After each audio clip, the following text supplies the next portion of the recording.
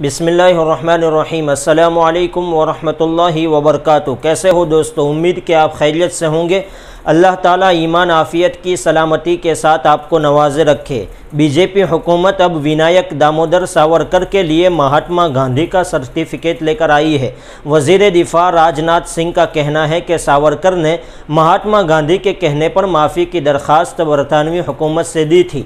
ये ऐसी बकवास बात है कि इसका जवाब न देना ही बेहतर है, क्योंकि ये साबित शुदा बात है कि गांधी के जनूबी अफ्रीका से वापस आने से पहले ही सावरकर की तरफ से शुरू की गई दरख्वास्तें जमा कराने का अमल अगले चंद सालों में 6 दरख्वास्तों तक चला गया था। ठीक है, इसमें कोई शक नहीं कि महात्मा गांधी सावरकर की रिहाई के हक़ में थे। यही नहीं, महात्मा गांधी भी उन लोगों में शामिल थे जिन्हें सावरकर ख़त लिख रहे थे या टेलीग्राम भेज रहे थे। उनकी आदम रिहाई की वजह से महात्मा गांधी भी मायूस थे। महात्मा गांधी ने सावरकर की रिहाई के हवाले से बरतानवी हुकूमत को एक ख़त भी लिखा था। ये जानना भी दिलचस्प है कि गांधी जी ने सावरकर की रिहाई के लिए क्या दलाइल दिए। महात्मा गांधी ने सावरकर की बहादुरी की तारीफ़ भी की है, लेकिन ये भी कहा है कि वो बरतानवी हुकूमत के वफ़ादार थे। गांधी जी का ये भी मानना है कि सावरकर ये कहते हैं कि हिंदुस्तान के बेहतरीन मफादात बरतानवी हुकूमत के साथ रहने में मुज़मर है।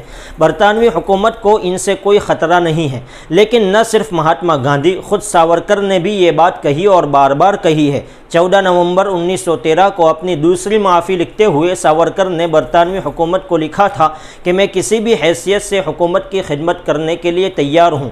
यही नहीं, वो बार बार दोहराते हैं कि हिदायत के मुताबिक बरतानवी हुकूमत के वफ़ादार के तौर पर काम करते रहेंगे। इसमें कोई शक नहीं कि गांधी ने बाज़ अवक़ात सावरकर के लिए ज़्यादा नरमी भी इख्तियार की है। वो सावरकर में बहुत सी खूबियाँ देखते हैं, लेकिन वो ये देखना भूल जाते हैं कि सावरकर समझौता करने में बहादुर थे और इस तरह के समझौते के लिए किसी भी हद तक वो जा सकते थे।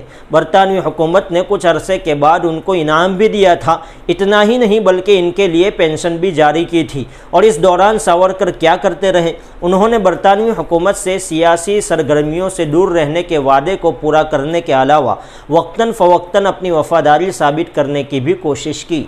तक़सीम के सानिहे पर हिंदी ज़ुबान को झूठा सच नामी नावल देने वाले मशहूर मुसन्निफ़ यशपाल ने अपनी सवानिह उमरी जायज़ा में बताया है कि किस तरह सावरकर के भाई ने उस तजवीज़ पर जिसमें मोहम्मद अली जिन्नाह और चंद्रशेखर आज़ाद को कत्ल करने का मंसूबा था, उस पर मुआहदा पेश किया था। ताहम सावरकर के झूठे बयानात की कहानी तवील है। A.G. नूरानी, जो कि मशहूर मुसन्निफ़ और लेखक है, उन्होंने वो माफ़ियाँ जो सावरकर ने बरतानवी हुकूमत से मांगी थी उसकी एक फहरिस्त भी तैयार की है। ये भी हकीकत है कि शुरू से सावरकर के ख़यालात और इरादों से वाकिफ़ होने के बावजूद गांधी जी ने उनको मोहब्बत की नज़र से देखा, जबकि सावरकर बिल आखिर उनके कत्ल के मुलजिमों में से एक बन गए। बेशक अदालत ने सावरकर को बरी कर दिया, लेकिन बहुत से तारीख़ी हक़ाइक़ वो हैं जो ज़ाहिर करते हैं कि ये सारी साजिश सावरकर के कहने पर हुई। और कैसे हुई? नाथूराम गोडसे तो सिर्फ एक हाथ था जिसकी उंगलियों में एक पिस्तौल था। 1969 में जस्टिस P.K. कपूर की रिपोर्ट इसके कई सबूत फराहम करती है। रिपोर्ट कहती है कि अगर तमाम हक़ाइक़ को एक साथ जोड़ लिया जाए तो सिर्फ एक नज़रिया बाकी रह जाता है कि यह कत्ल सावरकर और उनके ग्रुप ने किया था।